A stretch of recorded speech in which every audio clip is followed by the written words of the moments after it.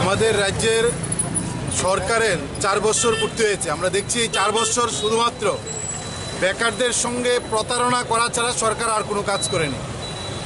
নিয়োগ নিয়ে সরকার এক ভয়ঙ্কর প্রতারণায় খেলায় মেতেছে। সকালবেলা শিক্ষামন্ত্রী নিয়োগ সংক্রান্ত এক ধরনের ঘোষণা দিচ্ছেন, সন্ধ্যার সময় তথ্যমন্ত্রী আরেক ধরনের ঘোষণা দিচ্ছেন। তার সঙ্গে হচ্ছে আমাদের রাজ্যের সরকার আসার আগে বিজেপি প্রতিশ্রুতি দিয়েছিল 50,000 যুবকের বছরে সরকারি কর্মসংস্থান হবে। এই কাজ সম্পূর্ণভাবে বন্ধ করে দিয়েছেন। জেআরবিটির পরীক্ষা নিয়েছেন, গ্রুপ সি গ্রুপ ডি, আজকে দীর্ঘ মাস অতিক্রান্ত, তার ফলাফল প্রকাশ হচ্ছে না।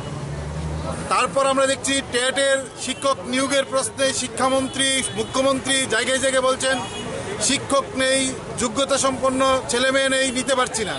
আজকে যখন ছেলেমেয়েরা পাশ করে টেট উত্তীর্ণ হয়ে সার্টিফিকেট হয়ে বসে আছেন, তাদেরকে সকলকে নিয়োগ করার সিদ্ধান্ত নিচ্ছেন না, আন্দোলন করছেন। পুলিশের নিয়োগ হলো অল্প কিছু, সেখানে দুর্নীতির অভিযোগ নিয়ে কর্মপ্রার্থীর আন্দোলন করছেন। ফলে এক ভয়ঙ্কর অবস্থা রাজ্যে। জেআরবিটির পরীক্ষার ফলাফল দ্রুত প্রকাশ করা, টেট উত্তীর্ণ সকলকে একসঙ্গে নিয়োগ করা, রাজ্যের প্রতিটা দপ্তরের হাজার হাজার শূন্যপদ পড়ে আছে। বিধানসভায় দেওয়া তথ্য অনুযায়ী হাজার হাজার শূন্যপদ, সরকার নিয়োগের ন্যূনতম কোনো ভূমিকা নিচ্ছেন না। ফলে আমরা দাবি করছি সমস্ত শূন্যপদ পূরণ করতে হবে। হসপিটালগুলোতে যেমন চিকিৎসকের সংকট, একই সঙ্গে নার্সের সংকট। আমাদের রাজ্যের হাজার হাজার ছেলে মেয়ে নার্সিং পাস করে বসে আছেন, শত শত চিকিৎসার পড়াশোনা করে ডাক্তার হয়ে বেকার হয়ে বসে আছেন, তাদেরকে নিয়োগ করছেন না।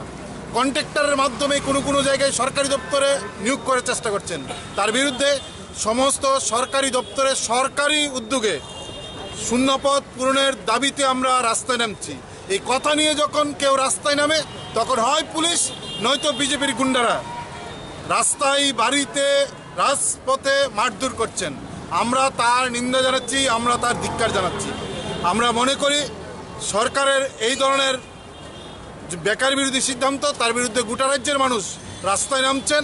আমরা সমস্ত যুবকদের, এমনকি যারা এখনও যুব মোর্চার পতাকা নিয়ে রাস্তায় নামছেন, চাকরি আসে, আমরা বলবো বিজেপির মতন একটা দল যারা মানুষের স্বার্থে, বেকারের স্বার্থে সিদ্ধান্ত গ্রহণ করতে পারে না, তারা আপনার জীবনের কোনো সমস্যার সমাধান করতে পারবে না। বলে এই সরকারের বিরুদ্ধে চাকরির দাবিতে, কর্মসংস্থানের দাবিতে যুবদের হয়ে, টিএফের হয়ে, ডিএফের হয়ে রাস্তায় নামুন।